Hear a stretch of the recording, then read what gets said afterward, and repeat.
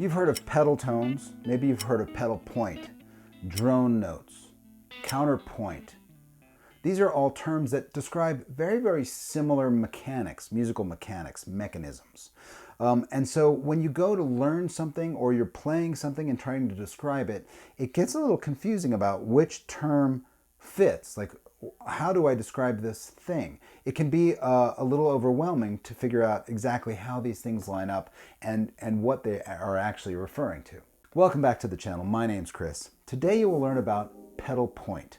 Now, pedal point, I've chosen that one term as opposed to all the others at the top to sort of describe what we're talking about. And basically, if you think about it, all those terms, you know, they evoke this idea of one note staying the same and other notes moving around, right? That sounds like what a drone note would be. That sounds like what pedal tones would be and pedal point, right? So here's what we're going to do. I'm going to describe what that is and what the differences are and sort of how they all sort of roll up into another term. And then we'll put some examples on the guitar. I'll show you some examples from popular music of how this idea is used. And as we do that, we'll also describe the differences between those terms. And then I'll give you some practical examples, a couple of exercises to incorporate this idea both into your hands and into your ears so you can go ahead and use it and deploy it whenever you need to. Okay, let's get started. So ultimately, drone notes, pedal tones, and pedal point are really all a subset of another term called counterpoint. Now, if you go onto Wikipedia and look up counterpoint, you'll see a very intense, it's like a biology lesson. Like there are actually species of counterpoint. Now, I don't know about you, I'm just a guitar player. I don't want to go to biology class right now, so I'm not going to worry too much about that. But at its highest level, like the best way to describe counterpoint is as follows. At least two notes, more than one note, moving independently, right? They're not moving like this. They're moving independently, but harmonically dependent on each other to put across a harmonic or a tonal center or an idea, right? Some sort of harmonic relationship, right? If you remember, melody is a single note moving to another single note. Harmony is multiple notes being played at or ringing out at the same time. That's harmonic. Vertical stack is harmony. Linear stack is melody. So a great example of this is the opening to Heart's Love Alive. It goes way back, but if you remember this song.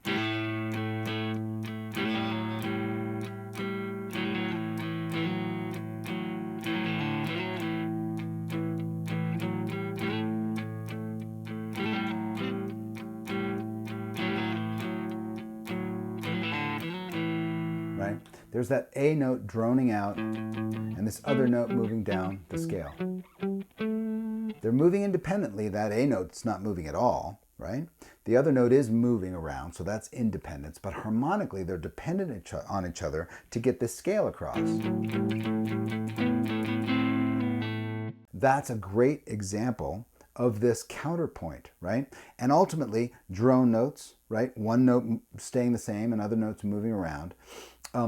pedal tones, the same type of thing, only if I was going to use a pedal tone variation of this, the note wouldn't drone out, it would be more like this.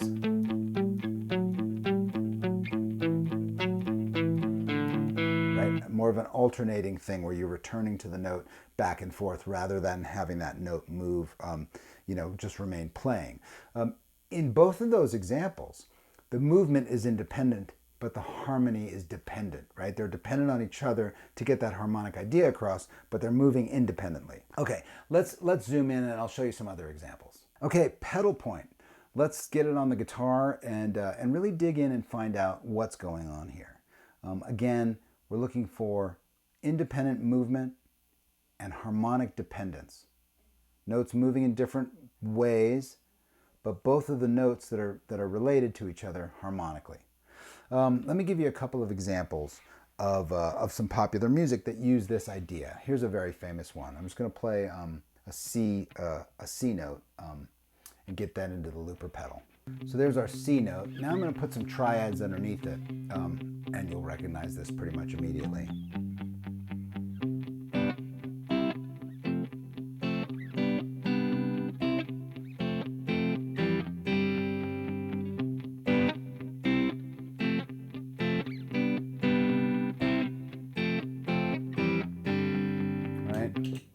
So there's Jump by Van Halen. That C note, sort of like, in the recording it's on an Oberheim keyboard and it's massive. So it's really a drone note, but those triads moving independently of it. So let's just analyze what's going on here. G over C to C, F over C to G over C, and then F to C over F, and then G sus. Really cool, right? That drone note, that C note, really helps sort of put a bed underneath that harmony moving around, and it all starts to really sort of mesh together as one beautiful example.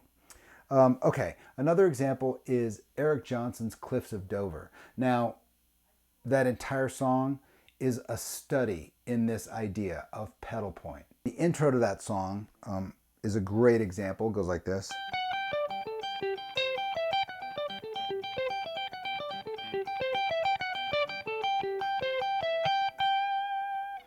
Basically, now the pedal tone is on the very, very top, and here we are way up here on the 15th fret on the E string, and we're outlining a D chord on the 19th fret and a C chord on the 17th fret.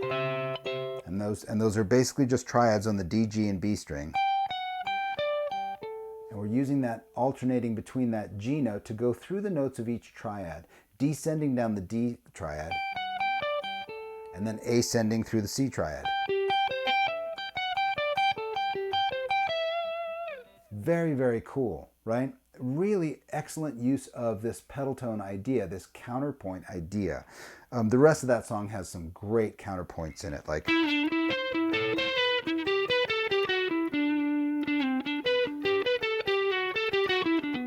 doesn't exactly go like that, but you see the idea. There's a lot of that stuff in that song. Okay, another example is ZZ Top. Jesus Just Left Chicago, which is in the key of G. The turnaround for that song goes like this. So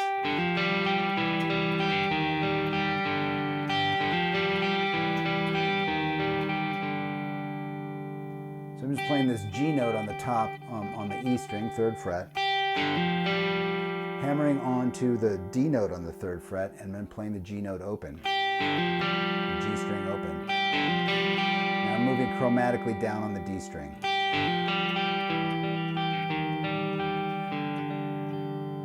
Cool. What a great harmonic mechanism, right? It's got these tones that are staying the same, tones that are moving, all independent of each other, but they're all saying the same. They're all saying that G dominant sound. It's really great. They're harmonically dependent, but as far as movement goes, they're totally independent. Okay, so there's a few examples of this idea of pedal point being used in modern music, sort of in popular music. Now I want to give you an example of sort of like that Love Alive example at the top. Just an example of moving some diatonic thirds around under an A pedal tone.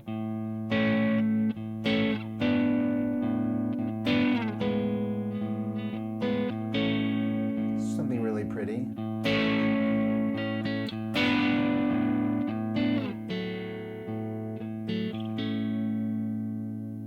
So I'm just using these thirds, these diatonic thirds. We're on the D and the G string. And here we're at 6-7, then we're at 9-7, then we're at 6-4, and back to 7-6. Second time around is the same thing, except now we go to 2-4 and 7-6.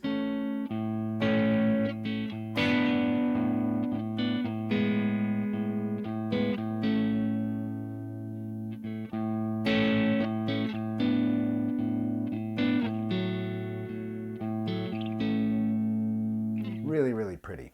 That A note droning out and those thirds moving around and sort of outlining the harmony, and that A note sort of holding it all together as that drone or that pedal point. Okay, now let's get in more of a lead idea, like a soloing idea, like how to use this technique as a soloist. So I'm just going to take this A triad way up here on the 9th fret. This is the G, B, and E string, and it's 9, 10, 9. It's an A major chord. I'm going to put the major scale around it. 1, 2, 3, 4, 5, 6, 7 root.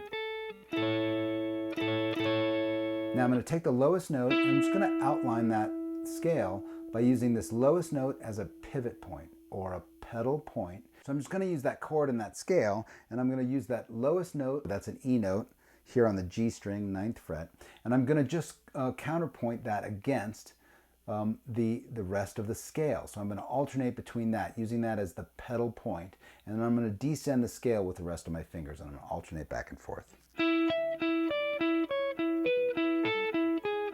then ascend, descend.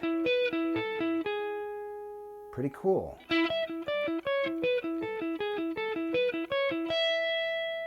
Right? It's a great mechanism. Now, this is a diatonic example, meaning all of these notes are in the key of A. So if I just take this entire thing down one scale tone, now I got this.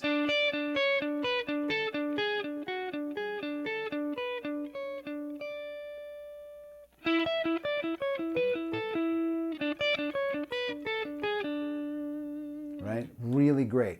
These types of exercises, what you should do is take these examples and then expand on them. Do it through a minor key. We're going to do that here in a second. But take it through the pentatonic scale. Any scale, any chord you know, put some scale tones around it.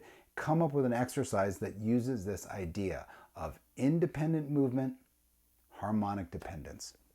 Okay, I'm going to switch now to an A minor tonality. Here's some audio dental floss, getting that minor sound in our heads. I'm going to use that same note I just used over the major chord, that E note, which is on the 9th fret of the G string. But I'm going to use a scale fragment from the A minor chord this time on the B string, and that's going to be 10, 12, 13. And that's our figure, right? I'm going to play the whole thing for you and then I'll break it down.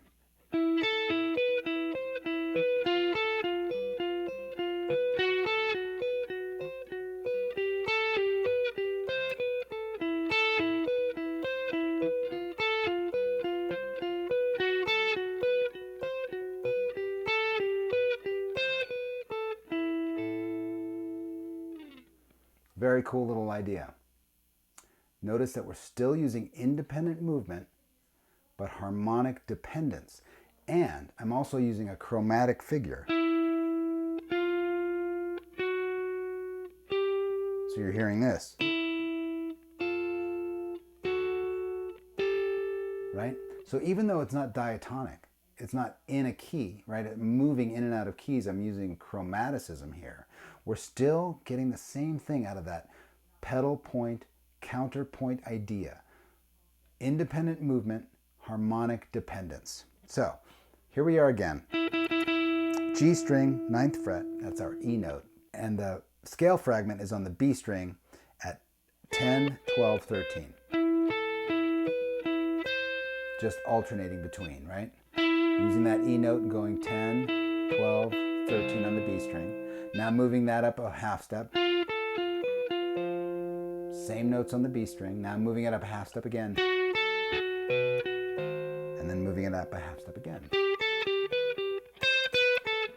And then start over again.